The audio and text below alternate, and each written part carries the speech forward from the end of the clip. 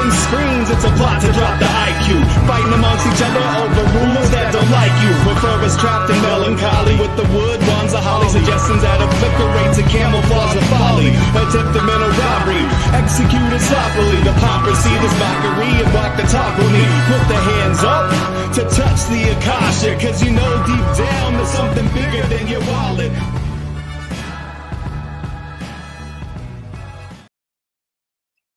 Sweet eternal balance of all that is good, true, and beautiful, friends. Welcome back to Rogue Ways, where tonight we are talking about the solar cycles, the intense geomagnetic excursion that is occurring as we speak, the quickening of that process that nobody saw coming, but just so happens to fit with what I was told by the spiritual ancestors and guidance and by Sai Baba, and some of the craziness we might be experiencing as we go through this and now and into the next, portion of this year and into the future. And so we're going to get into all of that today. You have been hearing me talk about this off and on in various ways in different shows connected with various other topics for many years now, and also reading about it in my Substack, because this is the guidance I receive. This is some of the messages that channel through with the spiritual ancestors, which is the group of ascended masters who I've been in contact with my entire life. And it seems to be something I've been tasked with sharing with everyone who will listen for many, many years now. And so it's getting more intense at the moment. We've seen some pretty crazy occurrences the past week, some pretty large blackouts around the world, and more. And so we're going to get into some of these occurrences that are happening right now, some of the new information that's coming through for the people who do understand this process a little bit more, and see what it has in store for us. As always, I'm in no way prophesizing doom. I'm in no way spreading fear. I'm always reminding you that fear is never helpful anyways.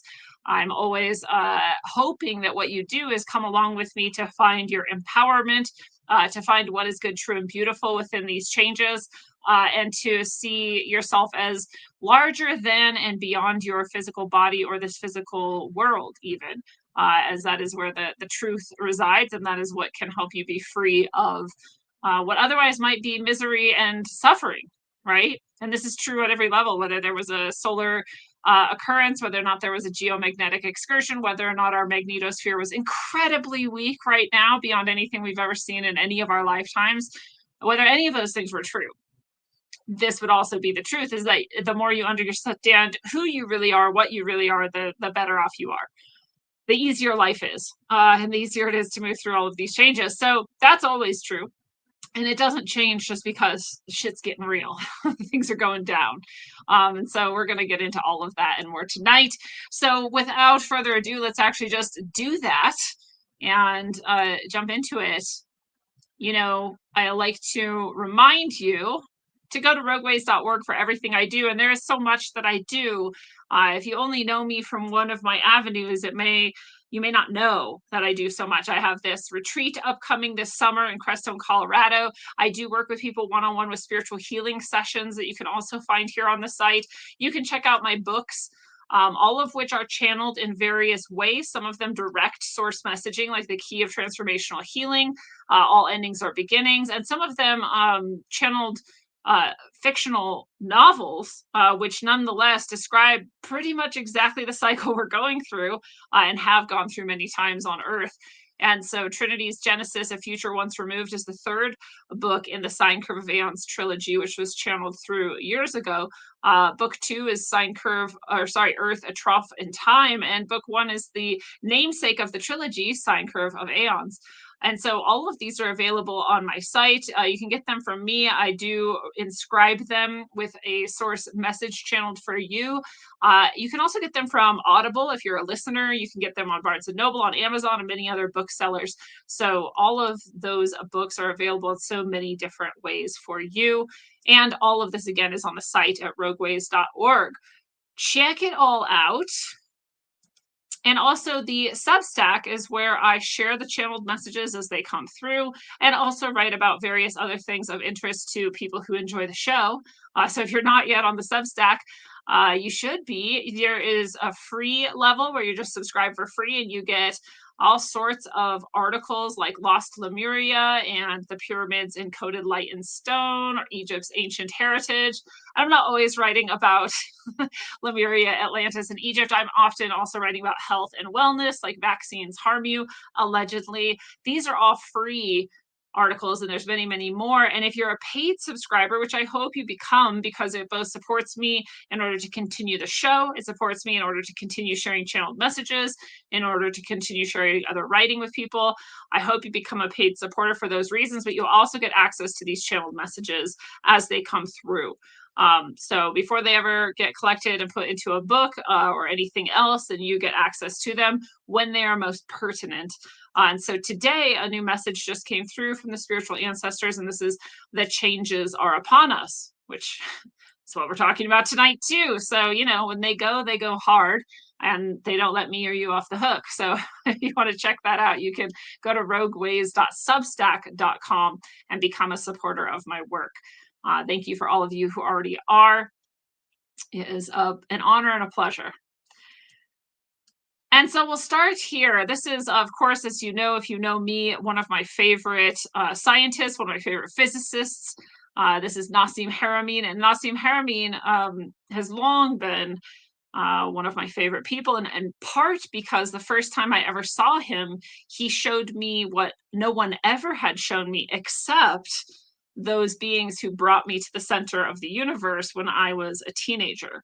They showed me the shape of the universe, but that is not the shape I was told by science teachers or astronomers or anything, even as I went through, you know, grew up and sought information, you know, because I didn't know what was going on when I was brought to the center of the universe. And for all I knew, even though it was exceptionally realistic, realer than real life, it could have been a very vivid dream, right? I have to question everything. And I questioned that too. So, you know, when I'd gone searching even years later, I'd never found anything. But when I found Nassim Haramein, he showed me the shape of the universe exactly as I saw it on that journey to the center of the universe. And that is as a torus field, essentially a toroidal field. You know, the way I describe it is like an hourglass on its side was the way it looked to me. I think he usually shows it the other way around, Nassim Haramein, like you see in this image or similar to it. And that's exactly what I saw. So I was like, well, I love this guy because he's an actual scientist, and he's showing me things that I've only seen in, you know, out of body experiences and these types of things. So pretty cool guy. If you've never looked into him, definitely go watch the movie Black Hole. That's WHOLE, as in a whole being. Black Hole, super good movie, and you'll see what he showed me way back then. I think it was like 2011 when this movie came out. So really good stuff. Well, here is a post from March 13th on his Instagram. And Nassim Haramein says, "The universe spins as one." Which is, again, exactly what I saw and even what he showed way back then. He says, "New astronomical findings reveal aligned black hole axes across vast distances, confirming what we've been teaching for decades." And this happens to him all the time, by the way. Nassim Haramein is one of those scientists who will, you know, say something like, you know, we have the value of the electron wrong, or we have this or that wrong, and it's actually this. And then scientists will laugh at him and call him stupid. And then in the future, he is vindicated as not even always his own research, but just the research of scientists and physicists in general proves exactly what he was saying. So he's also one of those where people probably won't really realize what he did for the scientific community until long after he's dead, unfortunately, because that's how humans do it. We're really good at that. But he's always proven right, and here he's proven right again. So the shape of the universe he talks about has now been essentially proven by this information. And I know there's a lot of people who are like, oh, black holes don't exist or whatever. Sure, you think that. What this is actually showing is that the axes of various bodies cosmologically are aligned across almost infinite seeming distances, which essentially shows that things, even though they're nowhere near each other in the visible universe, are connected or maybe even entangled. They're at the very least connected by some sort of, let's just imagine it as like a filament. And that this is happening across the entire cosmos. This becomes important for what we're talking about because, again, this also reinforces the messages that I've been receiving from the spiritual ancestors, the messages that Sai Baba shared with me so many years ago, and what we're experiencing on Earth today. And this has to do with that the whole universe is actually connected, and that when energy travels through it, it travels along a path, and that we don't know of this yet. Like, essentially, our scientists are dumb and blind to this, not because they're stupid, but because it is crazy to think of. It's like, doesn't necessarily, it's not what you would assume necessarily. I'll back up a second, because you know who would assume this are the ancient alchemists and the ancient mystics. And they would assume this because they had certain tenets that they had been taught and passed down through antiquity from civilizations that we no longer remember, that told them, yes, everything you see out there is the same as you see it within yourself. As within, so without. It's not just a pretty saying, it's literally the way to describe the universe. So alchemists have known this forever. Mystics have known this forever. And if you ask them, are there, tiny, intricate, pathways of energy that would travel all throughout the cosmos? For example, is our sun connected to, solar bodies, or rather, star bodies and celestial bodies many, many light years distance? They would say, of course. Just like the nerve cell at the tip of this finger is connected in the end all the way in my spinal column in my brain. But if there were a little tiny consciousness living in my brain, it might imagine, of course, something way out there in the distant reaches of the body isn't connected to me. But when a certain thought or a certain impulse or a certain energy, fires up that nerve, you could trace along the whole pathway. But if that wasn't being engaged, you wouldn't be able to trace that pathway necessarily. So you can imagine how it might be similar. And you can imagine how this physics discovery is blowing people's minds. They're like, whoa, like all the way across these vast distances, we can't even hardly imagine. Things are intricately connected, and they have energetic connections, and information and energy and wavelengths, or however you would like to think of it, can travel between them, which would seem to us perhaps at times almost instantaneous, or sometimes faster than light, or at least at the speed of light. Just like your thought can perceive, your brain can perceive when you touch something with your finger. Very far away from each other, not very long does it take for the information to travel. So they're finding the universe is like this.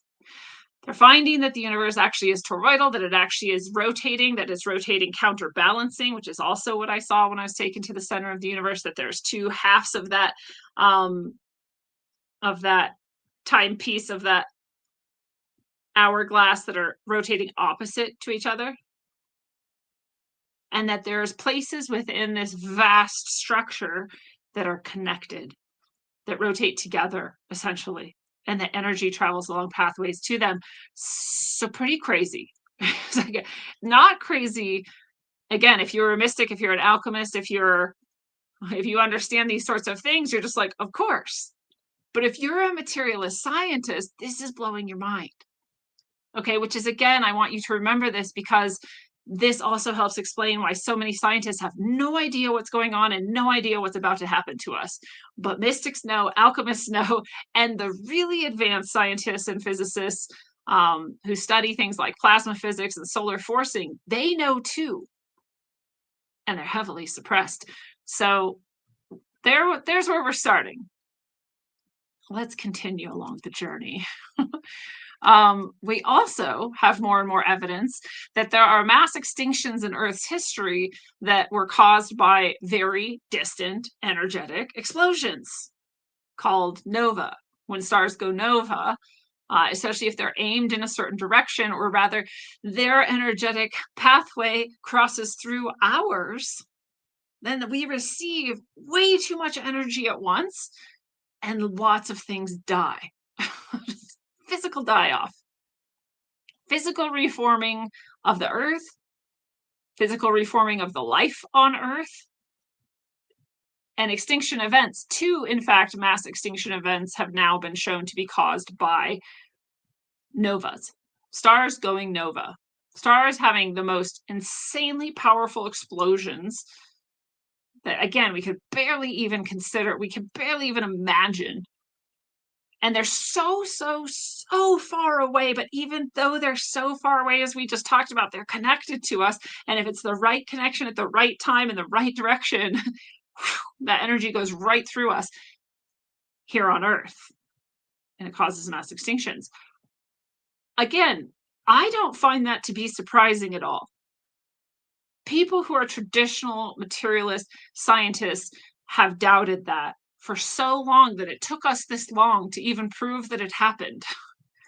And now they're like, well, yeah, it happened at least twice that we can tell, that we can see in the geologic record and the, the records on Earth. Twice that we know of. Took us this long to get there.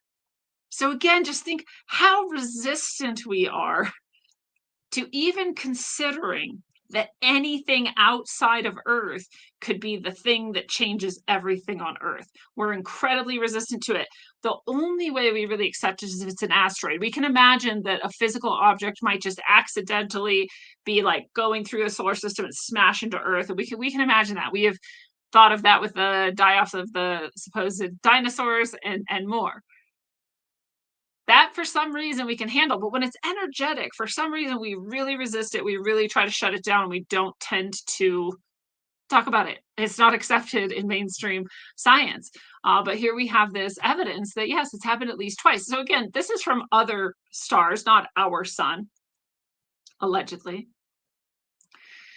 But one of the other things we seem to deny is that our sun could have ever gone nova, as they say, or that there could be such a thing as a micronova. And yet the micronova theory gains more and more evidence and more possibility and probability. And you see the only even somewhat accepted version of a micronova here on Wikipedia, which again, we know is highly sus. But it also will tell you what the sort of mainstream thinks, right? What we're supposed to think. And they say a micronova is a putative type of thermonuclear explosion, meaning it's allegedly possible. Putative, right? It's not known, it's not fact. And they say it's only on the surface of a white dwarf, much smaller than the strength of a nova, which is what we were just talking about, causing extinction on Earth. But you can imagine if a nova many parsecs, I don't know, light years away, can extinct life on Earth, what could a micronova from our own sun do? And none of this is even taken into account yet what our magnetic field is doing right now, which is weakening at an incredible rate. It's meant to protect us from all of these cosmic and solar energies, and it's turning itself off, essentially. So we're not even taking that into consideration. We're also not taking into consideration that our own sun might be able to go micronova, because if micronovas exist, supposedly they can only happen when it's a dual or a binary system, and one of them is a white dwarf and the other one is being sucked off of by the white dwarf, and then that sucking off of causes this huge energy transfer and explosion. But remember, these people don't actually know how the universe works. They don't actually know the shape of the universe. They definitely don't understand the energy pathways of the universe. They don't understand all the types of radiation and energy that move through the universe, and they don't understand how these things are connected. So for them to tell you this is the only way a micronova can occur after so long saying they couldn't even occur at all, well, we should at least question whether or not they actually can occur and in other ways than these people say. So they have identified many micronova. They have identified all of them so far in connection with white dwarfs. That doesn't mean much. That's only 3 in the whole universe. So, they're saying this is therefore the only way, but we don't know. We don't know. So novas and micronovas both are incredibly powerful, sudden explosions of energy Both of them could occur. Both of them could affect Earth and life on Earth, even causing extinction level events. Even if you're a traditional scientist and traditional materialist, you still have to at least accept that much at this point. But again, like we showed, we're already now understanding these much more vast and distant connections, these much more vast and distant energetic pathways. And so you're starting to have to admit that too, as a traditional scientist. But the mystics and the alchemists already know. They've always known. And so we'll look a little bit closer. This study supports this contested 35-year-old prediction that the observable nova, or novae, which is the plural, the observable novae are just the tip of the iceberg. This is a 35-year-old prediction. The whole 35 years, mainstream science has said, you're crazy, that's stupid. And here we are saying, oh no, now we know. Right? So they're saying based on these 3 micronova we've seen, they can only be white dwarfs, but we can't even begin to see all the nova that are happening and all the micronova that might be happening. We can't even begin to imagine how common this actually is. But they say after 35 years, now we see. Now we see, just based on what we're starting to see when we look closer, that this is much more common and much more observable in the universe than we ever thought. It says, we've now quantified the suggestion from decades ago that most of these systems are deeply hibernating, waiting to wake up, and we haven't yet identified them. It says, cataclysmic binary systems occur when a star like our sun, a yellow dwarf, is being cannibalized by a white dwarf or a dead star. The white dwarf builds up a critical layer of hydrogen that it steals from the yellow dwarf, and that hydrogen explodes as a gigantic bomb. This explosion produces a burst of light that makes the white dwarf star up to 1 million times brighter, which you could also perceive as 1 million times more powerful than the sun, for a period of time that can last from a few days to a few months. And I'll tell you, it is also possible that our sun is in a binary system, which is another piece of information that came through my spiritual channels, through the spiritual ancestors, which was channeled in a message on my Substack sometimes last year, I believe. In fact, they said something even further than that, but I'll leave that for you to go discover if you'd like to, by going to read that message. And so if we are in a binary system, and the other star is a white dwarf, and that is at least a more likely situation for a micronova or a nova to occur, then is that part of what is about to happen to our solar system? Who knows? Could be. But I want you to imagine for a second, again, we're back in this cell at the tip of our finger that is the cell of a nerve, let's say. Right? You can imagine that if you were near that in consciousness somehow you're a consciousness that's right next to a nerve cell in a body. You're on a blood cell, let's say, and you're looking out, you can just see the tip of a nerve cell nearby, and it's glowing, most of the time. And then all of a sudden it gets lit up because something happens actually that you might not even understand living on your little red blood cell place, but somehow all of a sudden this energy is coming along that pathway, and that cell that normally is just like a little light is now like this bursting bright light, because all of a sudden that energetic pathway was lit up. And again, this is actually like a body and someone's touching something, and that's the information that was sent along the nerve pathway. But to you, all you see is this like blazing bright thing. What the hell is that? And maybe you even die in that brightness. But at the very least, you could imagine if we're on this little point of view called Earth, and we're looking out at all this information that we call the universe, and we're like, oh, all of those points, they actually look like they're hibernating. But at any moment, any of them could just become active because a whole hand is moving, actually. And they're all getting lit up with all of this information. Now all of a sudden we're seeing these things that we thought were dormant. And there they are flashing. If you were to look at a brain, for example, and all the little neural pathways they would just light up and then go out of light and then light up, and all the little neuronal connections and synapses would flash here and there, and it would just look like this sparkling, right, conglomeration of energy. And as above, so below. That's what it seems to look like when we look out too. Again, not surprising for me, not surprising for most mystics, not surprising for any alchemists. Actually, what you would expect, but we're starting to see the universe in this way, even at a materialist science level. Even the traditional material scientists are starting to see, oh, things are a bit less dormant than we thought. And maybe there's a lot more micronova and nova than we had previously believed. And perhaps vastly distant things are actually intimately connected and lie along a certain energetic pathway in this giant, vast cosmos and universe. Maybe that's actually what's going on. And this is what they're starting to see. And you have to admit it more and more if you're paying attention and if you're honest.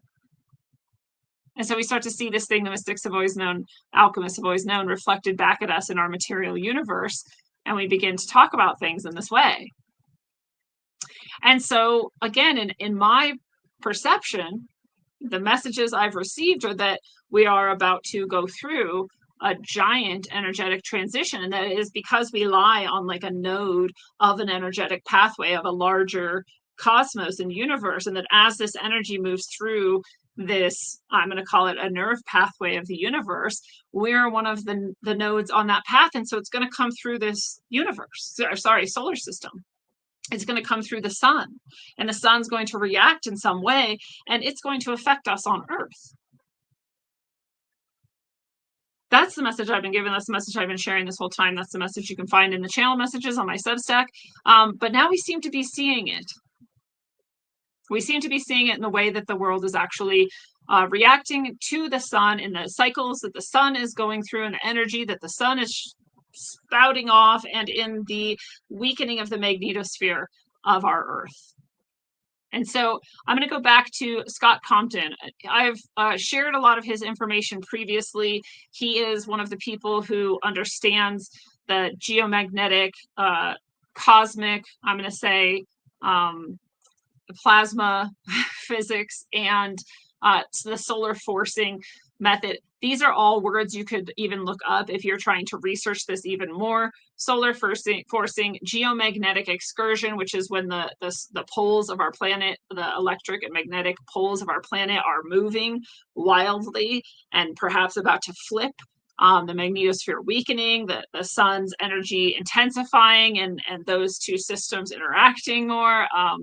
These are all some of the words that you might look into, as we've talked about before. And Scott Compton is someone who I don't even remember how I came across on Facebook, and I was like, oh, he knows what's happening. So I follow him, and he takes a lot of this information, he makes it a little bit more accessible to people. He's an actual electric scientist, I'm going to say, for lack of a better term. And so he understands this a little bit more deeply. And so we'll rely on him to share some of this with us. And, I believe you can just find him as Scott Compton on Facebook. And, I'm not sure if he does anything else, like if he has his own show or publication or anything like that, but he's at least here, so you can find him there. And so this was at May 1st. He posted this at 11:44 a.m. And perhaps that's not significant to you, but it is to me. And he says, the catastrophe post, take a gulp before you read. And again, he's coming from a scientific perspective. I'm coming from the spiritual perspective and what I receive from my guidance and from the spiritual ancestors. He's coming from just science. Like, I don't know if he even cares about the spiritual side of it. I'm sure he does, but he's just, you know what I'm saying? We're coming from different directions, but we come to the same conclusion. So he says, it's not out of the question that the Earth tilts 90 degrees on its axis. And we talked about this a few episodes ago as well. And so he's just saying the same thing that we've talked about. We talked about how the water might slosh if that happens, and how which continents might be covered, and where there might be somewhere safe, if anywhere.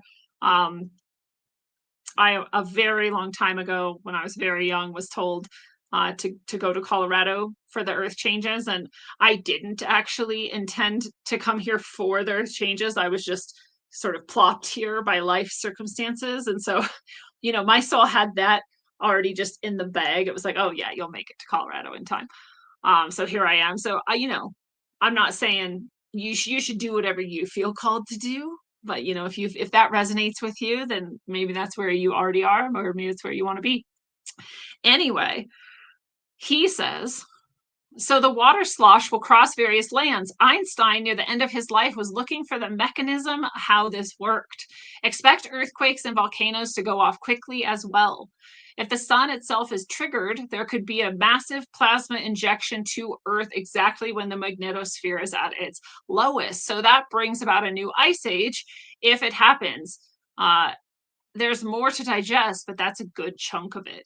And we've talked about all of this before too, the possibility of this, the potential of this. As the magnetosphere is weakening, the sun is popping off. It's just like all sorts of different wavelengths of energy and plasma and just bursting and coronal mass ejections, and the ones that are sort of understandable from science, and then also all kinds of wavelengths that are not as understood, and especially how they all work together, not as understood. So if you think you can go somewhere and get like all the readings and then how they affect each other, no, you can't. You can follow people like Scott, you can follow people like Dutch Sense on Twitter, and you can follow the Suspicious Observer, and these people tend to understand it and be able to sort of tell you what it might mean, and they don't even understand it all, because this is not an established science yet. I'll say Dutch Sense predicts earthquakes to the day and location for 10 years now or more. And he does it based on what the sun's doing, right? So this is part of that reinforcement that what the sun is doing is what affects climate. It's what affects volcanoes. It's what affects earthquakes, not like humans farting or cows farting or driving cars. Those aren't the things that are affecting this. This is much larger than us. It's much larger than the Earth even. It's much larger even than this solar system. But we're just bringing it back to like, let's just look at the sun and the Earth. So the sun is popping off and our magnetosphere is weak. We're absorbing even more of this energy, and it can cause all of this stuff. And it might also cause this pole reversal. And right now the pole is crazy. It's just moving quicker than it's ever moved. And it's way far away from what North Pole is. I forget, I think it's somewhere down in Russia now. I mean, like, it's far off. We're not in a normal situation already, and things are getting more intense very quickly. So he says, if this already sounds far-fetched, let's look at the evidence. One needs to ask how mammoths froze very quickly, still digesting grass in their stomachs in the Arctic when there's no grass growing in the Arctic. That's a very strong evidence that they were in a temperate zone, and within a day, they were in the Arctic. Did they teleport? Similar thoughts about why palm trees are in Antarctica. How did they get there? Many suspect or have evidence of a past civilization in Antarctica, maybe a pyramid or actual people that lived, possibly showing what they ate. And it's true. I mean, these are things that people have been talking about for decades and decades. But again, traditional science is like, no, I'm not sure. There are so many reasons why. It's denial. It's not the inability to think bigger than your little self in this little world. There's so many things, and some of them are conspiracy. Some of them are that nobody wants you to freak out and to understand the actual situation of all of civilization and life on Earth. There's some of that, at least. A lot of it, actually. But a lot of it is too just humans are resistant to this. We just don't want to admit it. The evidence is actually so clear that these cataclysms have happened again and again and again, and that they're cyclic. And that actually, before we forgot who we were, we knew when they were coming and we prepared for them. And that's the only reason we're still here. But I don't know if we remember anymore. We're definitely not preparing very well. Some people are preparing. We've got underground bunkers and we've got seed vaults and we've got all this stuff. Are they in the right place? We'll find out, I guess. We'll find out, I guess. He says, if this is true, then society would have questioned the propaganda decades ago And it would have rewritten the history that within 4,000 to 30,000 years ago, people would be questioning how they existed. They'd either have to say Antarctica was warm at the South Pole, or people would absolutely know Antarctica's position had moved itself in that time frame, which pushed back on resurrecting the older science of more frequent catastrophism on the planet in shorter time frames. Do you see why the elites needed to take over Antarctica now in 1960? Do you see why the Nazis went to Antarctica pre-World War II and during World War II? Why did they align to ensure remained untapped and people couldn't really travel there since 1960 and on? What do you think scientists would discover if they unveiled what's under the ice there? And we don't even need all that. We can go to the Piri-Reis map, which shows the Antarctica coastline free of ice. So we know Antarctica was warm in the past. We absolutely know that. Beyond a shadow of a doubt, that map was made before we knew what the coastline looked like. Way before. And when we found out what the coastline looked like, it was accurate to within 0.1%, which is our maps aren't even that accurate. Like, this map was more accurate than our own maps of this pre-glacial Antarctica. Nobody could ever explain that. But if you know, you know. If you've ever seen the Piri-Reis map and the evidence of it, you're like, oh, well, then we're very, very clearly the Earth has gone through entire huge catastrophes, and the poles have flipped, and civilizations have risen and fallen, and here we are pretending like none of that ever happened. And so, yeah, there's some conspiracy to it, but again, that conspiracy doesn't work unless people live in denial. You can't just blame it on the elites or whoever. Like, you know, you live in the world too. You have eyes, you have a heart, you have a brain, like you can do things. So you aren't looking and you aren't paying attention. No one can change that for you. You have to take responsibility for yourself as well. And yeah, and we have everything going against us to keep us from looking, but no one can actually stop us from looking. So step into your sovereignty and claim that. He says, now let's look at the evidence for a possible activation of a micronova. So back to this idea that there could be a micronova on our own sun. Not a white dwarf distant, not whatever, just right here, right there. He said something on the magnitude of a times 10 or times 1,000 Carrington event. And the Carrington event, if you don't know, would have wiped out or did wipe out. So what was it, the 1940s? It wiped out all electricity. Okay, forgive me for not remembering all the details of the Carrington event, but it either would have or did wipe out like all the electricity on a significant portion of the globe, because that's what the sun can do. We have a large enough coronal mass ejection, a large enough ejection of energy right at Earth, then it interferes with our geomagnetic field and electric fields here on Earth. So 10 times that or 1,000 times that, he says. He says it's possible the sun gets triggered again, or has in the past, or both. And there are two known possibilities. Too much dust builds up on the sun and or an electromagnetic trigger. So I'm going to tell you again, what I was told is there's going to be an electromagnetic trigger, that it moves through this solar system and that our sun will essentially get hit by that. And will that trigger a micronova? I mean, I don't know, but that's kind of what it sounds like could happen. He goes on to say, if we're looking at an incoming energy wave of the galactic current sheet about to flip polarity from negative to positive or positive to negative, it can give input to the sun to cause it to blast 360 degrees spherically, not just a normal solar flare in a 90 or 180 degree direction, but the entire top layer of the sun blasting off with plasma. That's the micronova, right? That's this whole, so whenever there's one of these big ejections from the sun of various types, if it's not facing directly at Earth, we're like, oh, near miss, like we're, you know, cool.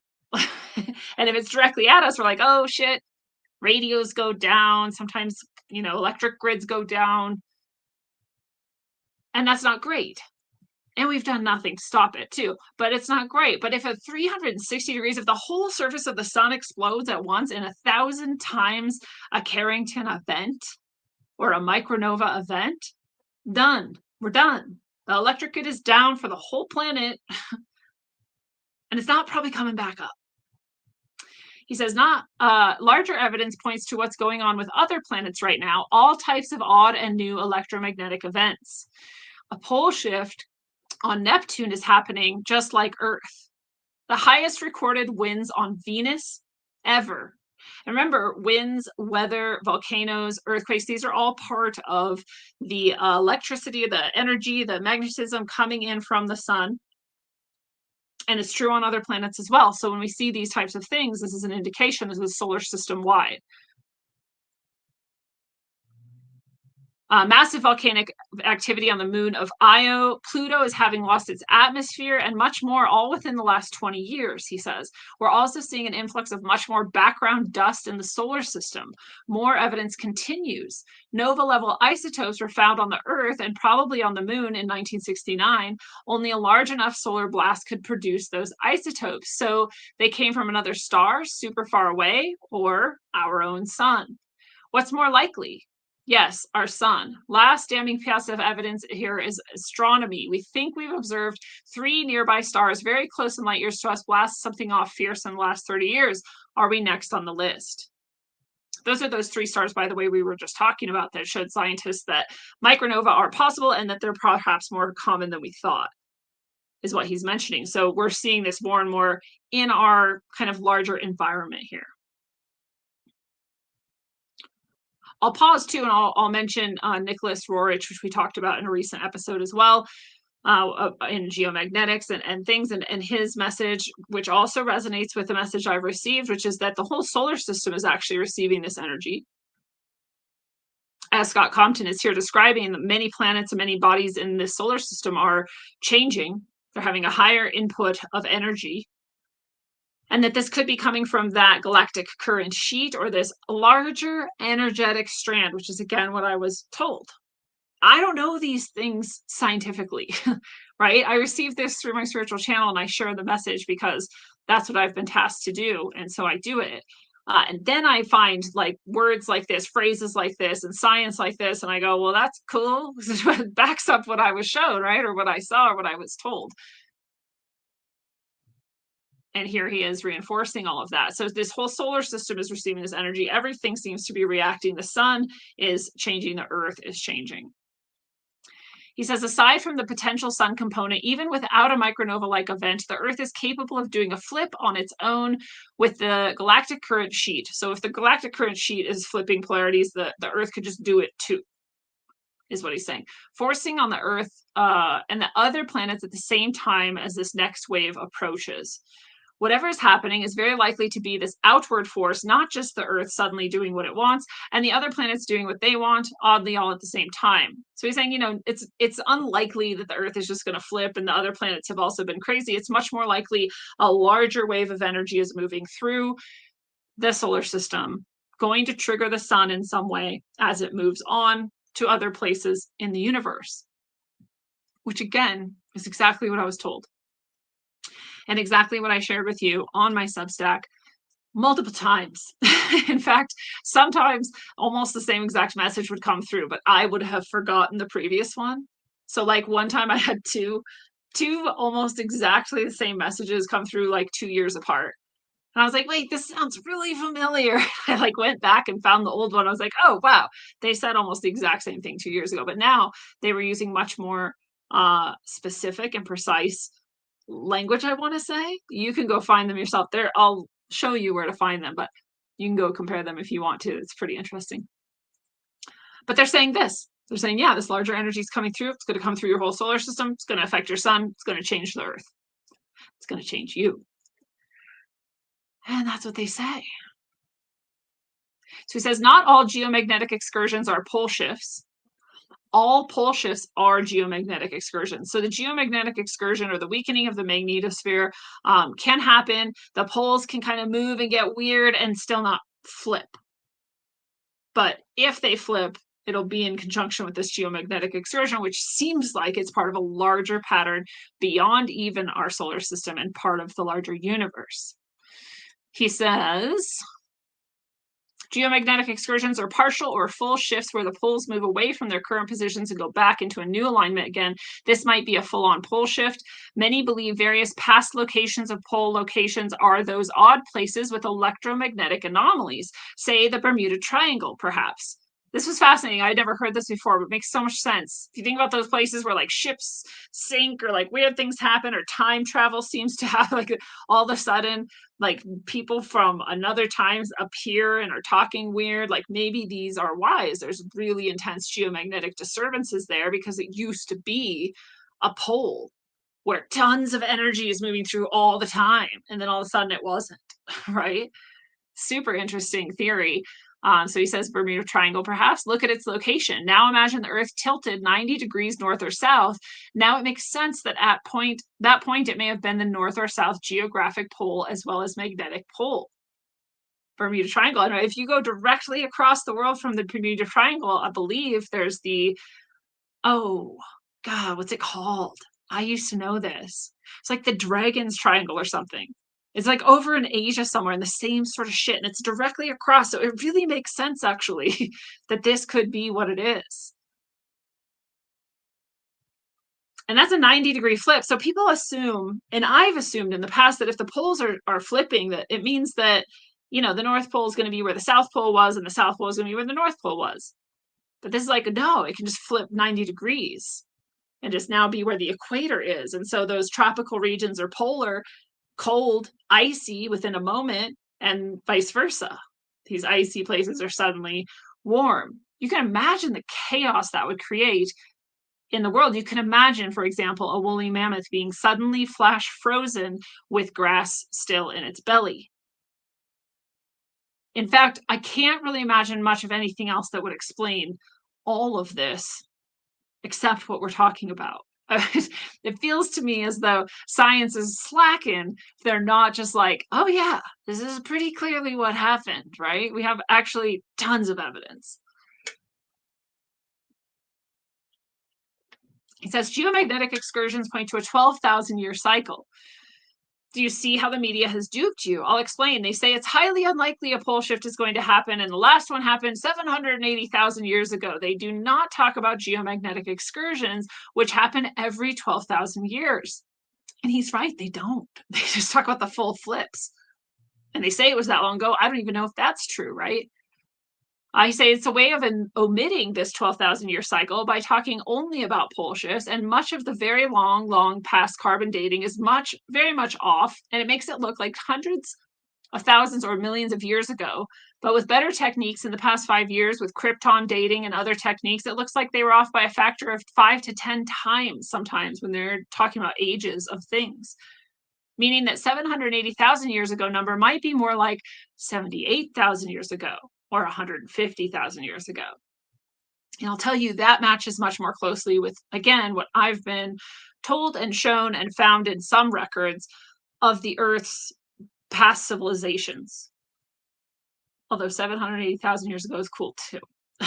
So, but the CIA, he says, and other government agencies in many countries around the world from the late 1950s and out drowned out the science of catastrophism to make it a safe and gradual model instead of what you've seen at every museum you've ever visited, or instead, and with what you have seen at every museum you've ever visited, unless you happen to be older in your 70s or 80s and remember the older museums where catastrophism wasn't yet gaslit and mocked.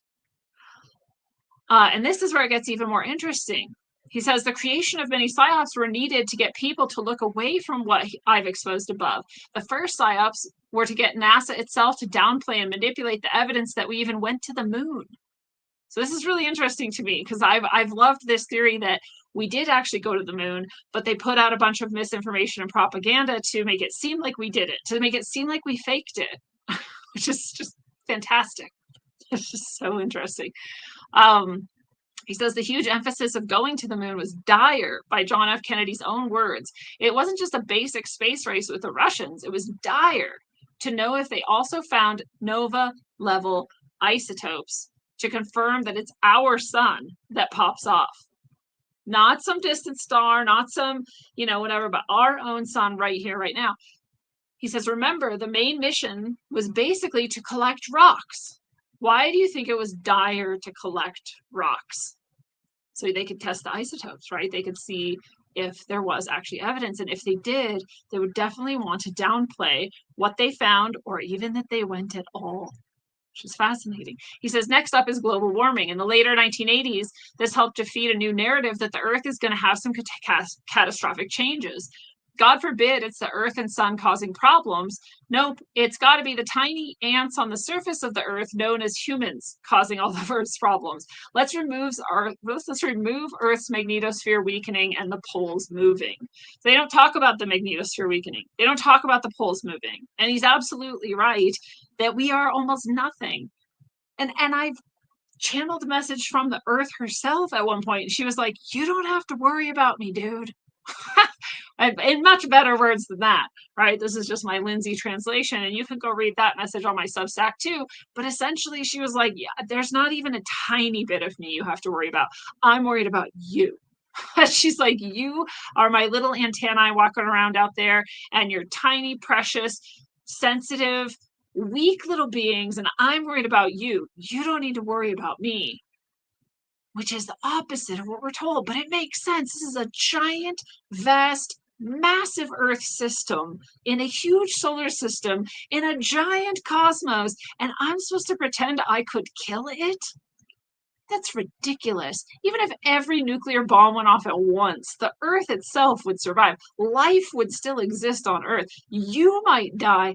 I might die. All of our civilization might end, but Earth's not going anywhere, and life's not going anywhere. It is retarded to think that we could kill the Earth. But they've made us believe this. They've made us believe that we're in fact destroying it, and that we're all going to die by our own hand, that we're all going to die because cows farted too much and you ate too much meat, you horrible person. That's what they try to get us to believe. It's the best psyop ever, actually, because then as things do get crazy and there's all this weather change, there's all these volcanoes, there's earthquakes, there's tornadoes that are more massive than ever, then you can pretend that it's because you drove a car and you can feel guilty about it. And you'll never know that this happens whether or not humans are here or not, whether or not humans have ever been here or not. This happens. This is part of the cycle. So he says, then in the 1990s, a clever psyop to flat Earth people to get them to completely change their worldview, literally, and to play on ego that we're very special on Earth being flat or a firmament, rather than looking up to the moon itself or any other planet or the sun and seeing how it's all spherical. Nope, the Earth is so special. Use what's vaguely implied in the Bible, and you get the believers to start gaslighting the reality of the universe they live in itself, which is true. Sorry, flat earthers. I understand the evidence you think you see. I did too for a time, and now I'm very much on the other side of that, having seen there's much more evidence that we live on a spherical ball. I'm so sorry if that is deeply difficult for you, or if you hate me now. You're a cult member if you can't like someone because they have a different view than you. But he's absolutely right. And, you know, a lot of people called it. They're like, this whole thing's a psyop. It's a really fascinating one, but it's a psyop nonetheless. And I think he's right. The more I've seen it over the years, the more I've understood that that seems like the most likely answer. Why was it propped up? Why did it become so popular? So many other things like this information doesn't go viral, doesn't get propped up, isn't heard. And then there's those things that are. So, you know, go where you want with that, but that's an interesting one too. He goes on to say there are many more psyops created to hide this geomagnetic excursion. If you can inject a psyop into the religious community, the left, the right, and the middle, and all over the political spectrum, you'll start seeing how the public has been played like a violin by the elites that know what's going to happen. If you can get the public to believe things are not what they appear to your own experience, you unground them and keep the main goal alive, the goal to ensure the public doesn't unite around this next global catastrophic event on the horizon. Tell everyone it's a cyber attack or aliens or a firmament Earth or anything to talk about other than the geomagnetic excursion we are in. Have endless debates and pointless conversations into eternity as long as they're not talking about what's coming, the reality of what was found in the 1940s and 50s, evidence gathered in the 60s and 70s, and all of the actions taken in the 80s and 90s. Here we are today, he says, and people are not unified, not demanding the elites provide safety to the population, and the elites injecting more and more depopulation strategies to save on resources. In the near future, when the event arrives, and he's talking about this again, what might be a micronova from the sun because of this galactic sheet flipping, because of this energy from outside of the solar system coming through the solar system. When the event arrives, the depopulation goal, straight from Agenda 21 and the Georgia Guidestones, telling us all that they want it that way, way less population after the event. They just imply you're the cause of Earth's problems, you bad person. No mention of the geomagnetic excursion. They know Antarctica has massive oil reserves and can be tapped easily if Antarctica finds itself in a more sunny location post 2050s when humanity is rebuilding itself again. The elites have huge backstock bunkers, and many parts of government have deep underground military bases with equipment, resources, and some of the best food backstock, high quality on the planet. All of this is going on under your noses for decades. He's not wrong. We've talked about this multiple times on the show before, too. I had Douglas Vogt on before he passed. He was being watched by the CIA, the FBI, and Congress, and all sorts of things because of his work on this exact sort of thing. He talked about it in a slightly different way, but he's basically talking about the same thing. And he is talking about these all of these huge budgets that don't really get anybody anywhere, and we still live in crumbling infrastructure and this chaotic society. We have these like massive budgets. He's like, well, yeah, they're all funding these underground bunkers, and you can go see them being built. And he would point to all the places around the country and the world where, there's these giant cavernous tunnel systems and storage systems being built. And you got to ask why. And we know there's underground military bases. And we know there's arcs, right? They call them arcs, these giant seed vaults in Norway and other places. They've really hedged their bets, and they've really used yours and my wealth and labor in order to do it, our tax money in order to do it. And I can't be that mad, to be honest, because again, we all let them. We all didn't look. We all didn't see. We didn't stop them from taking all our wealth. We didn't ask them where it was going. We just let them. Again, we have to take some responsibility at least. And, I don't know who or what will live or what will even happen, to be quite honest. But if people live and we have some sort of records intact at all, well, I'll be glad, right? Perhaps they did it in a nefarious way and it could be done better, much, much better. But at least it will have been done. I don't think that is what will survive, to be honest. I think it'll be much, much different than they expect. I think they're going hard on the materialist bent and they forgot that we're all spiritual beings. But, that's my take. So he says, what's your bug out plan? Are you completely reliant on electricity? Do you have a few years of backstock of water and food for everyone in your family? And then, this is the sort of thing I talked about before, too. Some people are like, whoa. If I have to get years of supplies and like battle through a post-apocalyptic world, like I don't want to survive. And I genuinely think that's probably a minimum 60, possibly 80% of people. I don't think most people want to work very hard to live. And if they have to work very hard to live, I don't think they want to be alive. I'm not saying that to be like a pessimist. I just think that's realistic. I just think it's realistic. I also don't think you need years worth of anything. That the earth will still exist. Food will still grow. Even in devastated places, food still grows. Animals still exist. Water still exists. So I don't think it has to get that serious. But even if things were deeply catastrophic, there would be people who just happen to be in the right place at the right time, who end up in the right place at the right time, who have food and water around. That's just how it is. That's just how life goes. So I'm not too worried about this, but he goes into like prepping for all of this. He says the elites have been hoarding for decades, and he's not wrong. They have, like we talked about, the tunnels, the seed banks, all these things. Like they've planned for all sorts of stuff in many, many, many places in the world, so that no matter how it goes down, well, something will probably survive.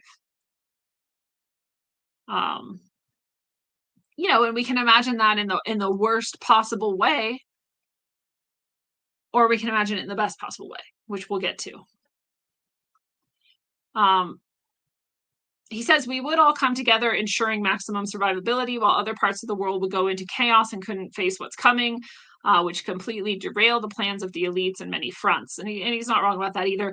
Humans tend to work together and come together, especially in catastrophes. That's just what we do. It's just who we are. You can pretend all you want that like stories like The Road and whatever are what people are like, but it's not. Every single piece of evidence we have is that the vast majority of people in the vast majority of circumstances are working together to help and to do what's right and good.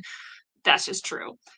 It's rare to get the opposite, and it's usually because of a lot of intentional pushing on a people's to make them break down, to make them devolve, and to make them become violent and erratic.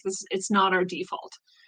No matter what the media has brainwashed you to believe, this one message I always hope comes through everything I say, if nothing else does, is to truly believe in the goodness of humanity. It is our deepest nature to be kind and loving to each other. It is our deepest nature to help each other. And they've worked so hard to replace that with this like fear of like the Walking Dead type situations and all of this bullshit. But you've only ever seen that in movies. You've never seen it in reality. If you've ever thought back to the times where something bad happened, you've seen people helping. You've seen car crashes, people help. You've seen fires, people help. You've seen everything, people help. So please replace that idea in your brain if you do nothing else. He talks about the Rocky Mountains, the Himalayas, and others, so no matter what the ocean did, no matter what the waters did and how they sloshed, if you're high enough up, you would also survive. So that's cool too. And so, yeah, he goes on to just sort of talk about like what would happen and how would people react and whatnot. So very interesting post, definitely in alignment with, again, what I've been shown, what I've been sharing, and what I've seen for our future. We also have the same sort of information coming from the Space Weather News or Suspicious Observer. And again, I've talked about how I hadn't been following him, but he does align perfectly again with all of this solar forcing, larger geomagnetic disturbances, larger earth shifts going on. And so his channel is really interesting. If you check it out, I honestly still haven't, even though I have found him and I have understood that he's aligned with this, I still don't like watch him. And so I'm sure there's a lot more you could learn from him than you're going to learn here tonight. But I did just notice that this is recent from April 28th, so just about a week ago. And he is sharing that in his entire time following all of this stuff, it has never been as insane as it is right now. And he spends most of this, I think, hour-long live stream talking about how he can't even do sort of like the general rundowns and updates that he's been doing for many, many years because there's so much changing so quickly. So, we've talked about in past episodes where a lot of people have said this pole flip, this, true extent of the geomagnetic excursion, this whatever might happen, it's probably like 50 years off. And I was like, well, I was told by 2033 it would be done. So I'm going with that because that's what I was told from my guidance. And no matter what any human says or whatever else goes on, like I trust my guidance more than anything else. So I know that by 2033, shit will have popped off. But people like him and Scott Compton and stuff, they were more on the sort of earliest possible, maybe like 30 years out. If we're really, really extreme, 20 years out, but probably more like 50 or more. Well, both of them are now singing a different tune. After the events of the past week or two, both of them are saying like probably in the next 5 years. And that's a huge change for them as far as I understand. That's a big difference, a big shift. And again, I'm not surprised because that's what I was told. So that's what I believe and understand to be true. I don't try to get anyone else to believe it because I don't care what people believe. But I was told that, so I know it. And now they're saying it too. And they're the people who follow it the closest. So again, now we have a little bit more alignment with what might be going on. Again, none of this to scare you. I'm not scared. And I hope that, again, if you take nothing else besides the humans aren't innately evil and we're not going to eat each other, and then also take this is not something to fear. It has happened many, many times before, and it will happen again. It is a cyclical thing, and it's actually part of the plan of our spiritual evolution. Believe it or not, like it or not, that's how it is. So he's even saying this now, that things have heated up, things are crazy. The events of the past week and more have been indications that we're much more advanced in this process than we had previously thought, perhaps. An example of that is that the entire country of Spain and the entire country of Portugal and half of the country of France all had a blackout all at once. When this happened, around April 29th, they said they didn't know if they would even get it back on within a week. They did restore it within, I think, 2 days, maybe 2 days or so. I was up in the mountains at the time, so I wasn't able to follow it super closely. And I'm just now sort of getting back. So I'm just sort of catching up with, I knew all this was going on, and I was kind of like, oh, maybe this is why I'm up in the mountains, like it's happening right now, but we're still going. But the whole fucking country, the whole country of, say, the whole country of Portugal. I don't know if I can stress this enough of how insane that is.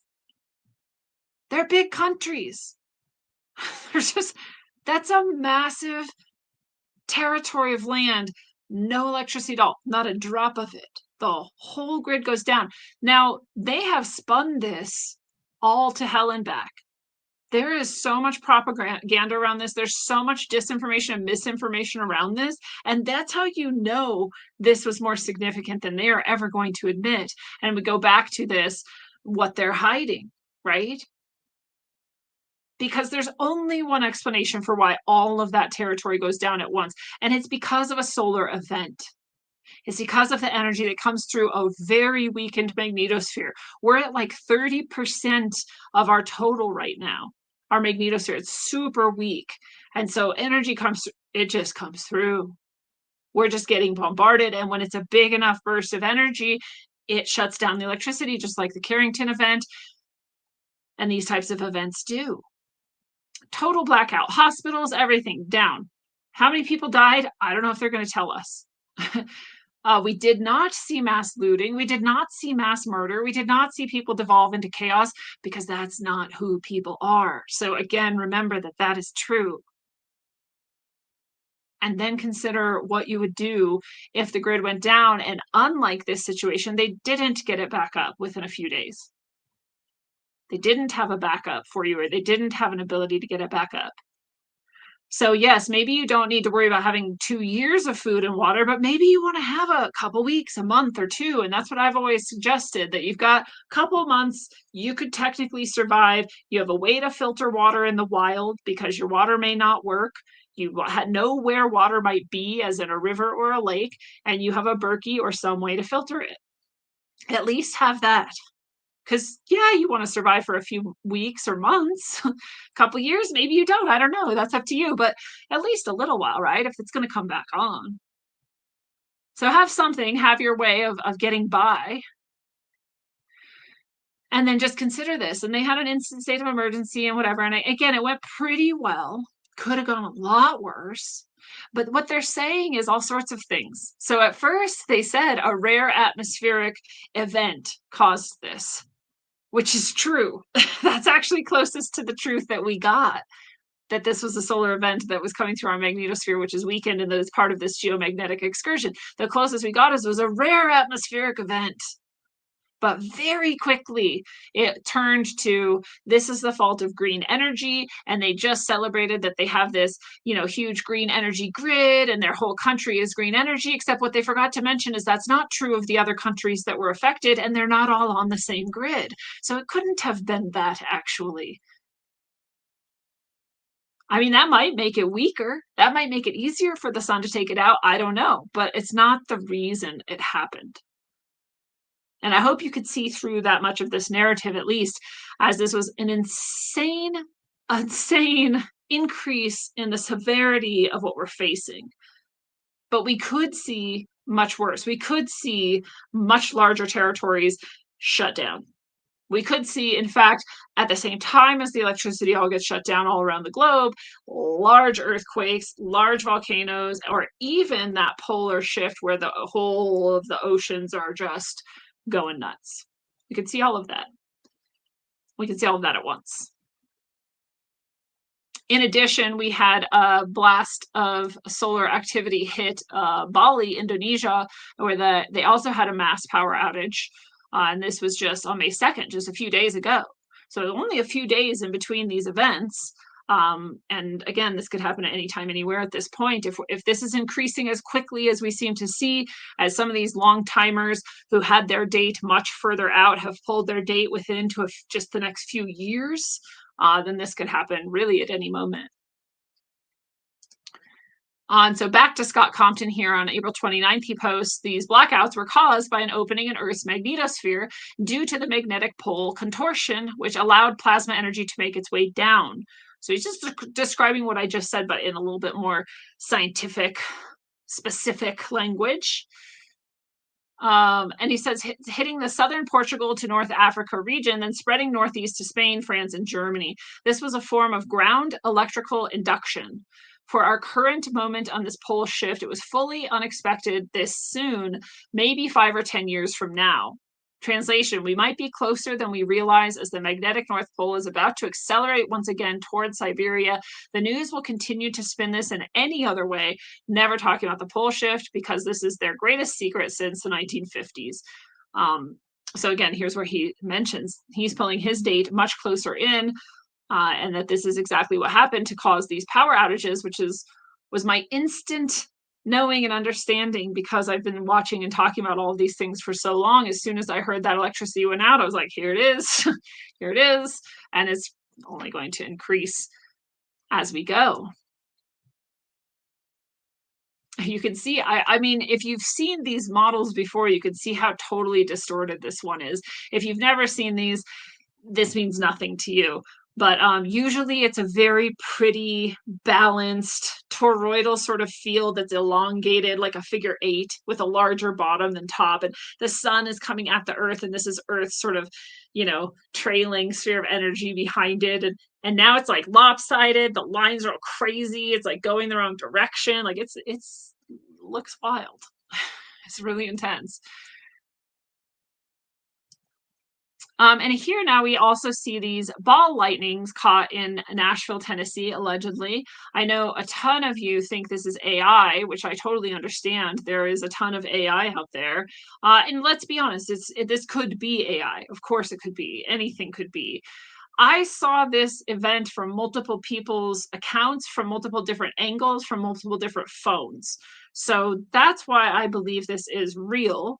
But who knows, right? Maybe it's not. I'll show it and you can see it for yourself. You see car alarms going off, you see the wind blowing, you see rain and water on the ground, and then you just see these electrical sort of sparking balls sort of flying around, floating around, moving around. And then especially when they're on the water, they get intense, which you would expect of ball lightning. And again, all these car alarms are going off and stuff because there's weird electricity around them. And so that's essentially the video. What I'll say is this, even if this is AI, and again, for the reasons I stated, I don't think it is, we know ball lightning is real. And with the current ground induction models for all of the solar energy that is coming into the system through the weakened magnetosphere, you would expect more ball lightning as well. So maybe it's not, but this is exactly the type of thing you would expect. And I'll say again, just like they instantly were like, oh no, it's not the rare atmospheric disturbance, it's not the sun, it's not the magnetosphere that shut down power to all these countries, it's the green energy grid. Now go fight amongst yourself about green energy, right? Just like they're suppressing the truth and hiding the truth on that, they would also do that on this. And they would also perhaps have a bunch of accounts that came through and said, this is fake, this is fake, this is fake. So just remember, you do have to question if something is AI or not. In fact, we have to do that with everything now. But you also have to question if it is real, and the push to call it AI is what's being manufactured. Many levels of critical thinking have to go into this from now on, right? Because this is where we're at in history. So very interesting. So again, even if this is wrong, we could see a lot more ball lightning. We would expect more ball lightning and that type of phenomena as we go further into this geomagnetic excursion. And now, just within the last few days, again, back to Scott Compton, we see we are beta, gamma, delta polarities with this incoming sunspot. He says, if this monster pops now that Earth's magnetosphere is showing more dramatic signs of weakening in the past month, it's time to stock up. If power grids go down 24 to 48 hours after the pop, this incoming group has a serious X-flare potential. And this isn't fear-mongering. It's the reality of whether we dodge this bullet or not. And so he says, I'm watching this for the next 7 days, which is the time, I guess, it takes it to traverse this face of the sun, which is facing us. And he's talking about these very specific sunspots here. Specifically 4079 is the one that's being watched. It's quite large, and it has, again, beta, gamma, delta polarity. So, again, I'm not the scientist here, but a lot of different intense energies all commingling, causing a potential larger than usual sun ejection of energy. And that's what we're wondering. So the next 7 days have some potential for us to again have bigger power outages, larger disturbances, possibly volcanoes and earthquakes popping off, crazy weather, and ball lightning and other types of ground induction types of energy potentials. So that's the next 7 days. So I'm recording this and sending this out live on the 5th of May. Cinco de Mayo. Happy Cinco de Mayo, everyone. He posted this on the 2nd. So we've got another 4 days of watching this to see what happens. And again, it might take a day or two for that energy to get here. Some solar energies get here instantaneously and some take a few days. And so we'll see what happens, if anything. And here's another post he has, and this time only 2 days ago. And he says this is the Carrington micro event plasma injections. Take a long gulp before reading. He says, this term is what I'm calling what's happening to Earth. So he's saying like really intense microplasma injections are like coming through the magnetosphere and hitting Earth. If the public is going to understand what's going on, he says, they need visualizations. During a geomagnetic excursion, because the poles are not on the other side of each other, Earth's magnetic shield or magnetosphere becomes more and more weakened. Right, so because they're not perfectly opposite each other and they're moving in weird ways, that is what's weakening the magnetosphere. At a certain threshold above random places, the magnetic shield will be far weaker at specific points. This can allow the normal deflection of the solar wind, which is present 24/7 on the planet, to make its way further downward toward the surface of the planet. So usually we have this 24/7 protection, but there's certain points where not only is the field weak overall, but there are certain points where it's virtually non-existent, and some of this plasma energy can just drop into the surface of the Earth. He says if there's a rip or tear or hole or opening due to the loss of the magnetic shield in a particular location, this could result in a plasma injection above that location. Power grids can suffer an immediate voltage dysfunction to overload more voltage into that system and cause unexpected power surges. This is a super small scale type of Carrington micro event for increased potential for localized electrical ground induction. Any electrical engineer will understand what I'm talking about. I understand what he's talking about. Essentially, you're saying a bunch of energy is going to come through a hole in our magnetosphere and like drop into a specific area and take down the power in that area, or possibly cause other weather or geological events.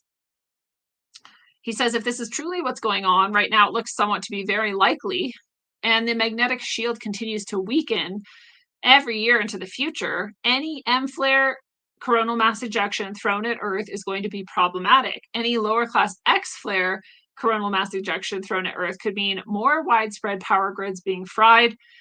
So it may take weeks or months to come back online, and anything over an X10 coronal mass ejection hurled at Earth could translate into everyone going back to horse and buggy days around the world, he's saying. We've had plenty of those X10 CMEs over the past year or so from this current solar cycle. So it's not unlikely. And like I said, we're watching that specific sunspot right now for the next few days, and that one has the potential to be quite large, perhaps above an X10. And so we'll see. We just have to see. But here's this image. He's saying between geomagnetic reversals, we have this very sort of beautiful, again, this like toroidal shape. North Pole and South Pole are directly opposite each other. They're sort of singular. All of the north, all of the electric, all of the whatever is here, and all the magnetics here, the negative and positive, they're opposite, balanced, cool. But then if you look to this other side here, see if we can make this a little bit bigger. He's showing how they're in the micro levels, where there may be holes in the magnetosphere, we have various levels of North and South Pole all over the globe. Meaning there's positive and negative polarities all over the globe. There's magnetic and electric all over the globe. It's chaos. That's because we're in this reversal currently. Things are not stable. They're not balanced. They're out of control. It's very intense. I'm going to go all the way back to Chris, who posted in the chat almost an hour ago. And Chris said, "Hi, Lindsay, do you think these cataclysms caused people in the past to live underground?" Yeah, very, very possibly. And I've covered in the past these sort of plasma events, and the sort of images they might make in the sky, and how that would translate to all these petroglyphs we see around the world that are exactly the same as each other, and they just so happen to look exactly like a plasma ejection would look. And so, yeah, I think it's very likely people saw this, experienced this, hid underground, hid in caves, and did what they could, for sure. So like Derinkuyu in Turkey, in Cappadocia, I've been there to that underground city, and very possible that, you know, that the chaos lasted a time, and so they kept going deeper and deeper and deeper, and it's like 13, 18 levels deep. It's a significant underground city, and that's just the one we know about. There's plenty of others, right? And there's, I'm sure, some we don't know about. So yeah, absolutely. I think that is definitely one thing we've done in the past, and we might do again in the future. We might, in fact, meet some long lost friends in some of those places under there. We'll see. But yeah, this big sunspot is here. Even the mainstream news is covering that this might be chaos on Earth if it pops off. And so the NOAA is concerned. They even describe these major disturbances in Earth's magnetosphere. And this wasn't kind of, I'm going to say, mainstream or allowed, yeah, even in like the past few years. So this is somewhat concerning to me, that even the mainstream regular news is just talking about these types of things. And, you know, it's not like they've never talked about coronal mass ejections or sunspots. They haven't always talked about it in terms of like our weakened magnetosphere, or that it might cause chaos, right? They tend to sort of shy away from those things. So pretty interesting to see this in the news. Perhaps another sign of this kind of increasing energy, or kind of pulling in the date a little bit closer. And so we'll take a slightly different direction now. You know, catastrophism seems obvious. The cyclical nature of it seems obvious, that we are in the current moment of catastrophes beginning and perhaps continuing, and perhaps getting really, really intense, seems obvious. So we'll take all of those as true. As I take a drink, we'll take all of those as true, and we'll talk about something that is also obvious to all mystics and alchemists for all of time. But it's not obvious to most materialists, which is what you've been convinced to become if you're a part of mainstream culture. That's the science of now, is materialism, which denies consciousness, essentially. It at least makes it mechanistic, and denies spirit or spirituality or anything beyond the physical. And so this is a biologist, however, saying what I've said for my whole life, and what I know to be true because of my interaction with the sun as a conscious entity. on the spiritual plane. But this is a biologist talking about the sun being conscious. And this is posted by Robert Edward Grant. He's one of my favorite philomaths and polymaths and philosophers of the modern time. And Robert Edward Grant puts this biologist answering the question, is the sun conscious? And I'll just tell you what he says. You can come here to Robert Edward Grant's Instagram or any of his other accounts and find this. This was posted on March 25th by him. And basically, this biologist says, well, what we seem to see in our study of consciousness is that it seems to exist in any structure that is sufficiently complex. And any of you who have been listening to me long enough are hopefully going like, hey, doesn't Lindsay say that all the time? Because yes, I do. In fact, it's why I've said that of all of the supposedly inanimate objects that become conscious most often, computers and networks are one of them. So if a consciousness wants to come through, to me at least, and I'm not listening on other levels, they'll often come through the electronics because the electronics are sufficiently advanced enough and complex enough that consciousness can inhabit them at least for a time. And so this biologist says, well, isn't the sun one of the most complex systems that we could ever even look at in our local system? And I'll one-up him here and I'll say, well, then isn't the solar system even more conscious? And yes, it is. And consciousness exists at every level. That little cell we were talking about, that little blood cell that's in your fingertip, that's right next to the nerve pathway, that's watching it light up sometimes and not other times, that's conscious. So I was saying, imagine being a conscious being there, but really the cell itself has a consciousness. It knows what it's doing. It knows what it wants out of life. It's living on its own independently, but also part of a larger system, interconnected. I have consciousness. A dog has consciousness. A plant has consciousness. A tree has consciousness. A cloud has consciousness. The earth has consciousness. It's layered in. They're all separate from each other, but they're all connected too. It's why you can talk to anything. It's why you can receive messages from anything if you're on the right wavelength, if you're paying attention, if you're open enough. And the sun is like the biggest consciousness anywhere near us. It's bigger than the earth. And so the sun is conscious. So this biologist is talking about this now. Biologists are now talking about the consciousness of the sun, which is like a miracle to me. That any like materialist could get to the point where they are wondering if you can find or ascribe consciousness to a celestial body is like a hallelujah for me. Like, oh my God, we're finally going to get there. These people finally understand what mystics have known forever. But he's sitting here saying this, and they are saying it like, oh wow, like what? Like that's fucking crazy. But it's like it's not crazy. It's what people have been saying. It's what I've been saying. So a lot of people say forever.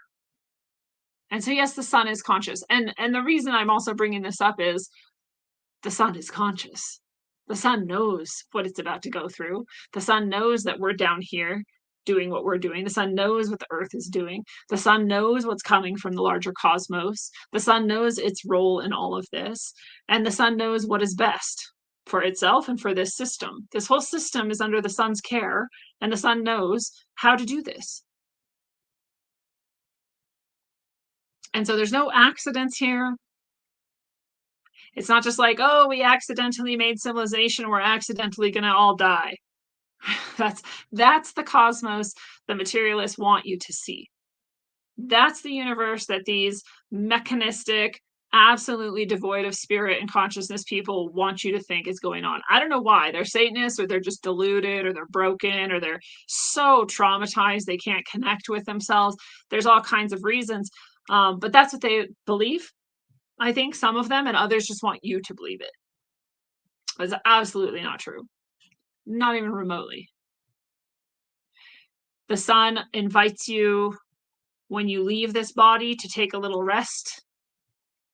The sun helps you to release all of the heavy stuff that you just went through in physical life.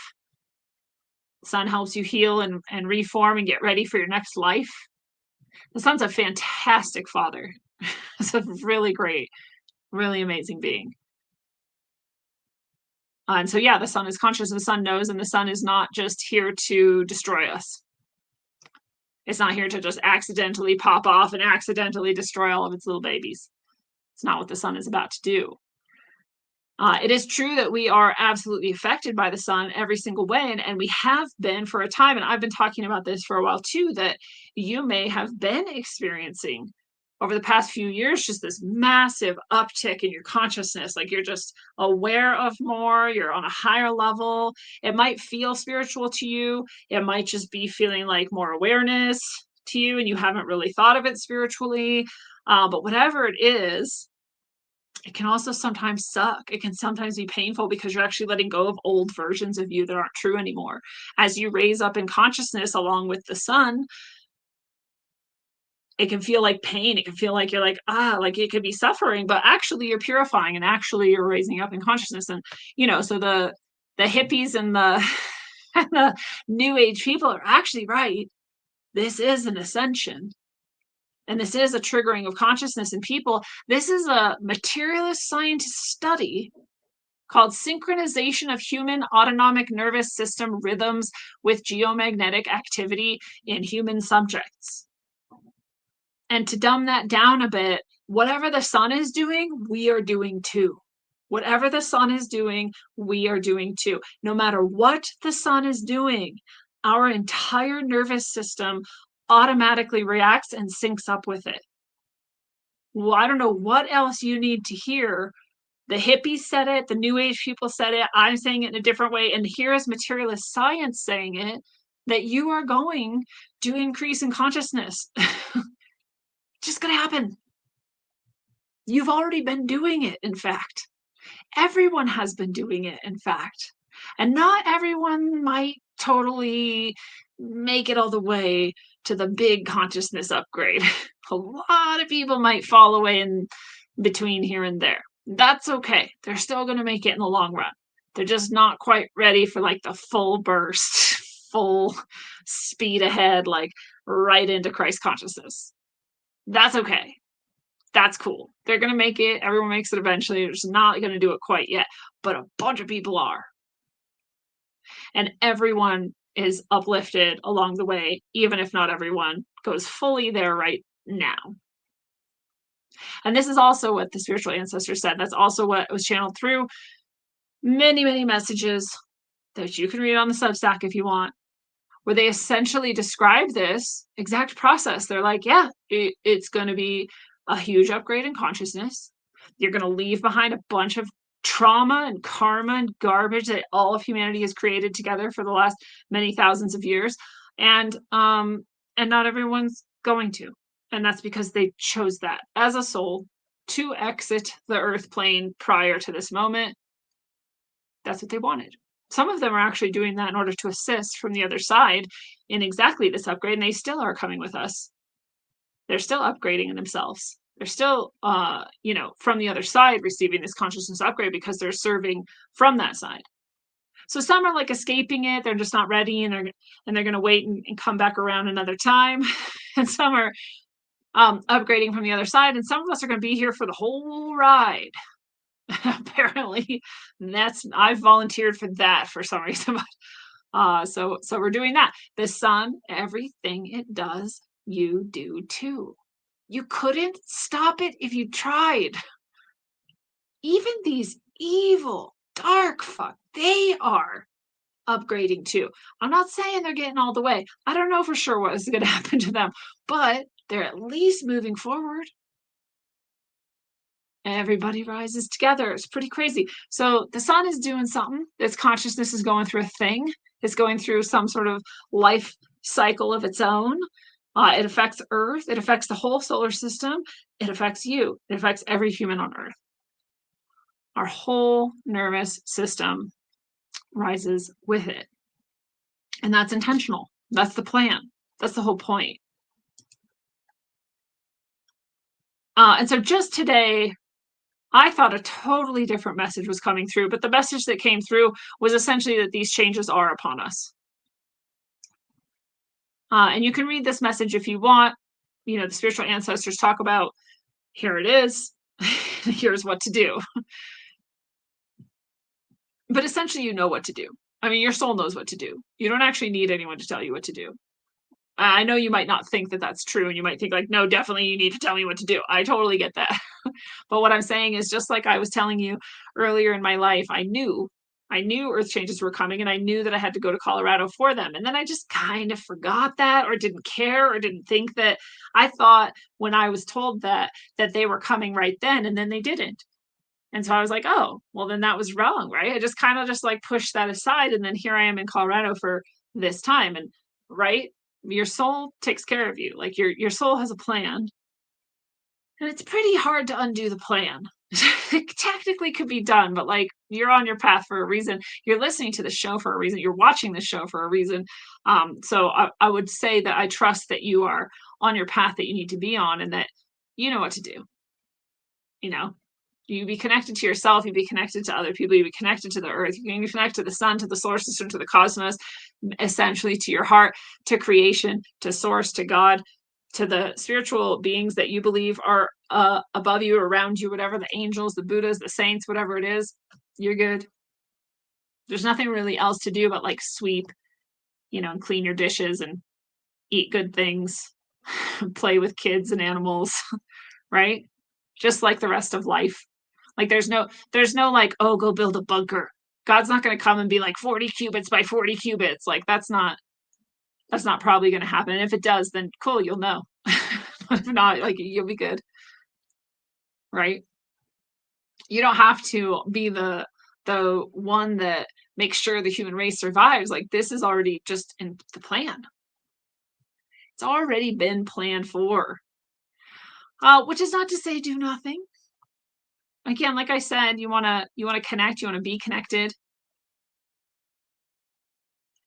But if you do go read this message on the Substack, rogueways.substack.com, there's a link right here in the very beginning that says, the spiritual ancestors have talked of this time for years. And I link to another, what is this, October 2024, where they talk about the massive storms and the earth changes that are coming. And here we are. They talk about how this isn't evil. It's cosmic rebalancing. It's cosmic upliftment. It's consciousness. It's evolution of the soul, of the sun's consciousness. And then in this article and channel message, I also link to some of the other messages that they share. I also link to a really good interview where I talk about my journey to the center of the universe. This is also available on YouTube through Every Soul Knows. This is a movie that I was interviewed for and am in. And here is my full interview unedited on their channel. So you can watch and listen to that journey to the center of the universe.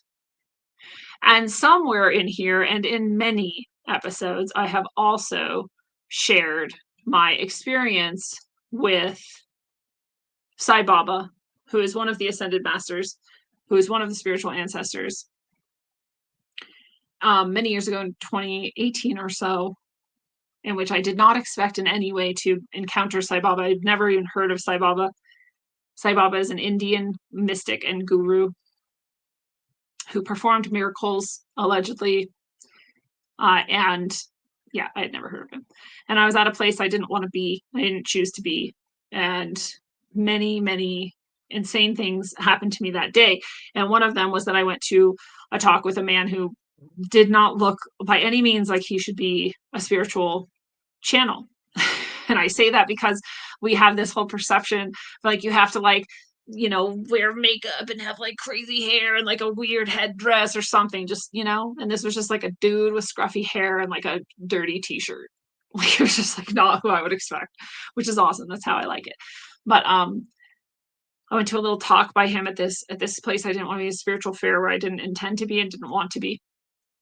And he was the coolest person there, in my opinion. So I was like happy to spend time with him.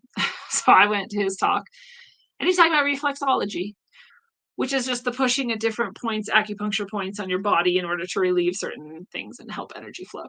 And that's, pretty entry level, like spiritual stuff. So I was just like, oh yeah, it's pretty entry level stuff. This is cool. And then all of a sudden, a light ball came through the wall, and this glowing light ball is what I call Merkaba, what many people call Merkaba.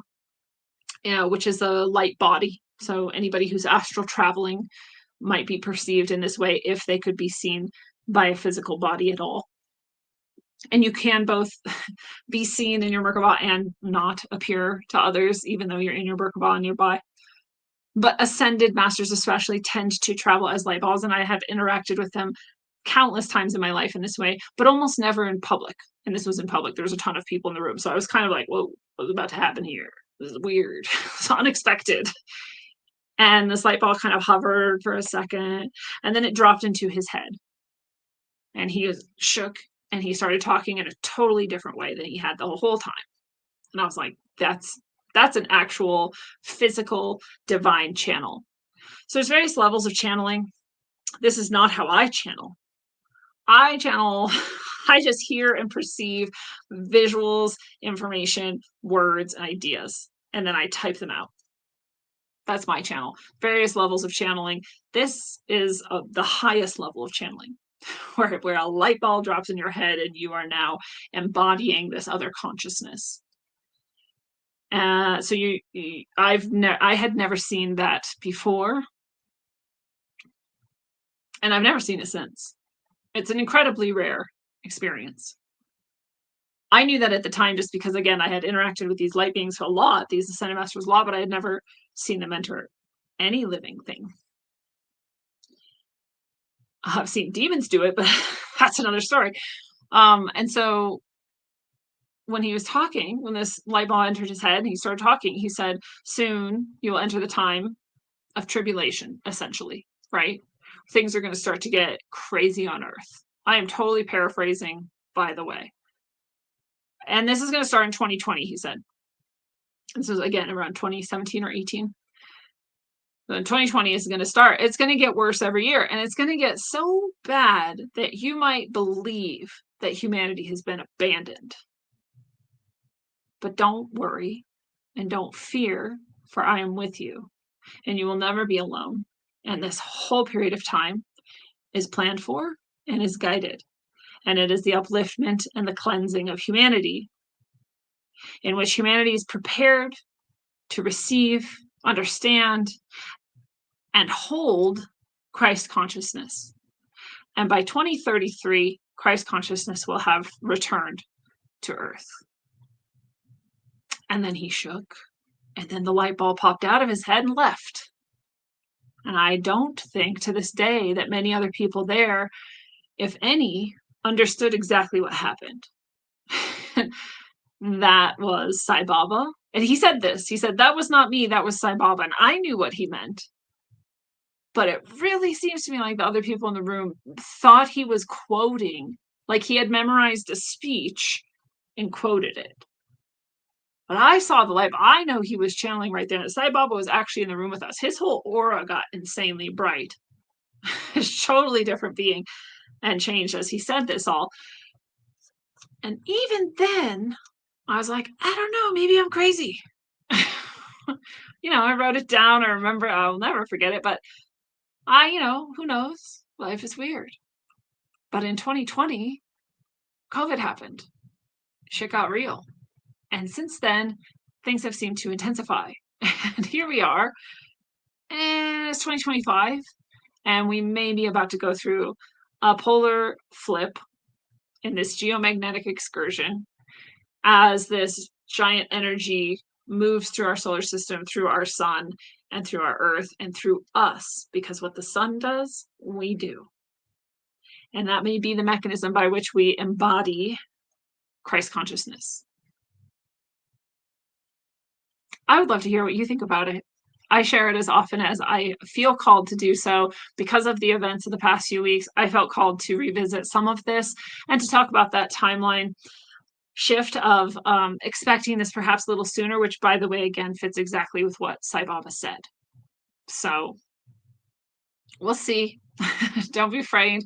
Have what you think you might need to get through at least a longer term blackout or grid down situation. Have in your heart that humans are here to help one another, and that consciousness has only been growing despite what you might see on the news and the mainstream media, and that people actually do remember more and more who they are, what they are and what they're here for, even if it's not always super conscious. And so if it's conscious in you, it's easier for it to be conscious in other people around you, even if you don't say anything about it. You don't have to be super brave and talk about all this with everybody, although you can, and that'd be fine if it's safe for you to do so. But you can just hold it in your mind. And the most important thing is what was in the message that came through today on the Substack, which is essentially imagine that this all happens for your benefit. Imagine that this all happens for the Earth's benefit. Imagine that this all happens for the sun's benefit and for the whole universe's benefit. Imagine that even if you can't imagine how, this actually serves your upliftment and all of humanity's upliftment. Just imagine it. Imagine if this huge energy surge comes through and somehow that creates a peace consciousness or a unity consciousness or the Christ consciousness, or just the consciousness that does not anymore allow psychopaths and parasites to suck off of our resources and keep us in a cloud of illusion, delusion, ignorance. Imagine that we all become free somehow. You don't have to know how. You can just imagine that it is true.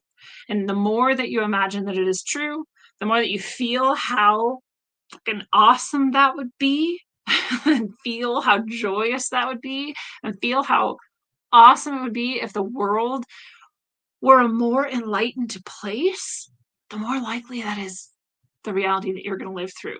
So let's do that. And until you do, travel well, aim for balance, and always look inside first.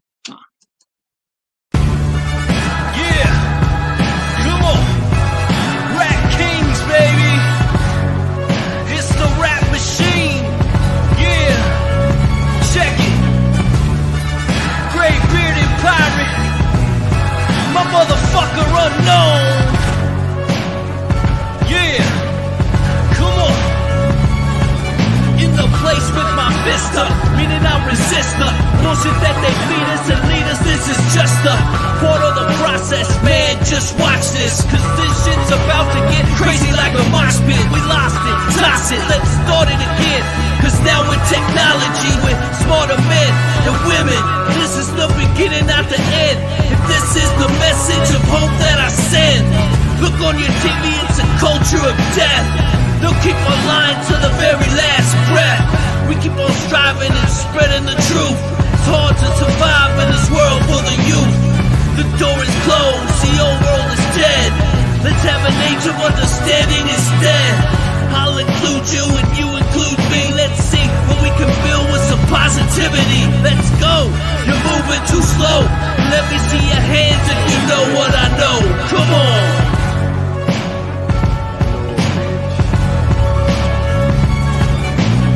Rap like mummy, ain't no dummy in my rhyming. Started flowing freestyling, now they rhyming loud silence. On with the violence, bodies piling with the gray-bearded pirate. On your TV in 4K 3D virtual reality. Casualty of urban warfare.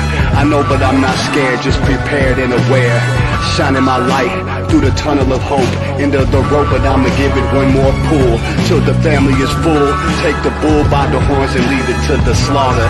That would be harder and you would be softer. Sometimes I'm a monster, and you forever imposter, with your champagne and lobster. This royalty, the way it was supposed to be. Hopefully the new door opens and the old one closes, with way more focus and growth to mold us, and the truth that they should have told us.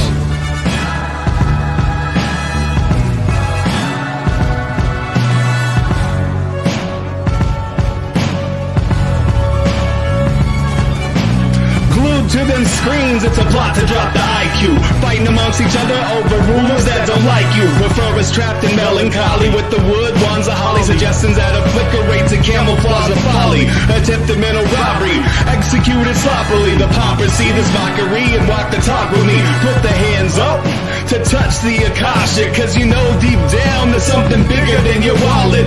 Everyone got a gift, everyone got a light. They want you to forget that ish, cause they can't dim the bright, the positive vibration Ascension takes you past the side shackles, from the sewers and the alleys in the moving castles. Who these assholes really serving with an exposed Achilles surgeon around the corner lurking to prove Ascension trumps perversion? Learn them to catch fish and unplug the signal. Show them the simpletons now build the fucking temples.